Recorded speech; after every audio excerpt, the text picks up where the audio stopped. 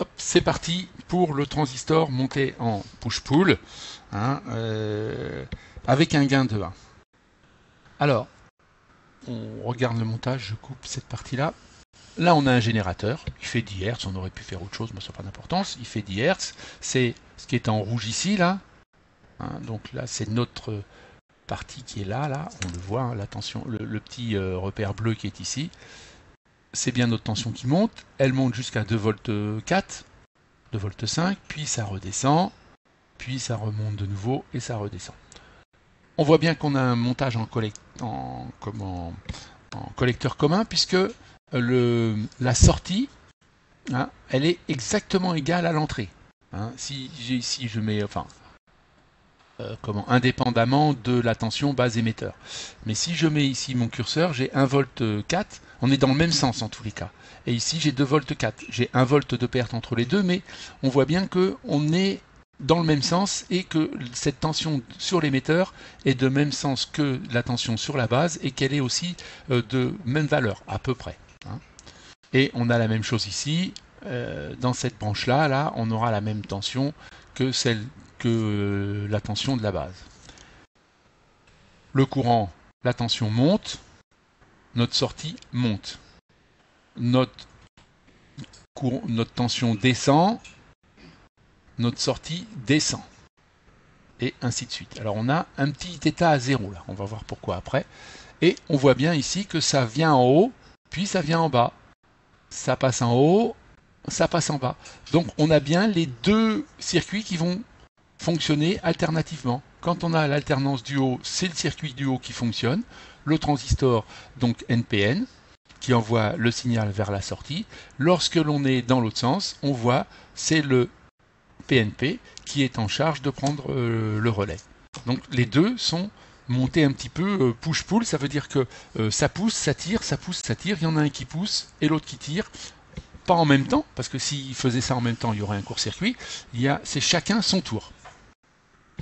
Avec une petite différence, c'est comme on a vu qu'un transistor avait une tension en sortie qui était plus faible de 0,6 V, ben ça veut dire qu'il y a tout un moment où lorsqu'on a 0 V ici par rapport à la masse, hein, ici on a un signal qui vient bien autour, c'est-à-dire plus 2, moins 2. Donc ça veut dire que là on a bien 0 ici, là, quand on est proche de cette ligne-là. Ben lorsqu'on a 0 ici, il n'y a rien qui sort là. Il faut attendre 0,6 V. Donc ça veut dire que pendant tout le temps où le signal est de 0 à 0,6 V, on n'aura rien en sortie. C'est ce que l'on a là. On n'a rien là. De là à là, on n'a rien. Puis, alors on le voit, hein, à 0,6 V, on commence à avoir quelque chose. Mais avant, on n'a rien. Et puis la même chose pour celui-là. Tant que la tension ici ne sera pas descendue de 0,6 V par rapport à ça, eh bien, on n'aura rien. Ben, c'est ce que l'on voit ici, on n'a rien. Et puis, lorsque l'on est pile poil à cet endroit-là, eh bien, on a ici, là, 650 millivolts, c'est-à-dire à peu près moins 650. Ça veut dire que là, le transistor va commencer à être en conduction. Donc, voilà. C'est pas très pratique, mais en tous les cas, c'est comme ça. Et ça s'appelle une distorsion, là. Ce petite chose plate que l'on voit ici, ça s'appelle la distorsion de croisement. Ça veut dire que ça va pas bien faire. Ça va pas être bon pour notre système. Alors, par contre, ce qui est important de voir, c'est qu'on a bien quand même de la puissance, parce qu'ici on a une résistance de 10 ohms. Donc une résistance de 10 ohms, ça commence à une petite valeur. C'est la résistance d'un haut-parleur, par exemple, qui serait 8 ohms. On est à peu près pareil. Donc là, on a bien un étage de sortie pour un haut-parleur, par exemple, ou pour une lumière, ou pour quelque chose d'autre. Mais par contre, ce petit moment-là va être assez néfaste. Alors, si on avait un signal carré à l'entrée, pas de problème, puisqu'on serait en haut, en bas, en haut, en bas. Donc là, on s'en fout. Mais dans quelque chose qui est linéaire, puisqu'on veut là avoir un amplificateur, eh bien, ce petit chose-là va pas nous aider. C'est pas bon pour nous. Alors, il va falloir trouver une solution. Alors, la solution, elle est toute simple. On enlève ça. On enlève ça. On dessine une diode. On D. Hop. Hop. On en dessine deux et on roule.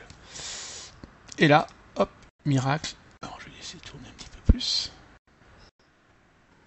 Et voilà. Et là, miracle, eh bien, déjà, on a plus de tension en sortie. 2 volts 0,74 pour 2 volts 3, donc on a plus que 400 millivolts d'écart. c'est pas mal.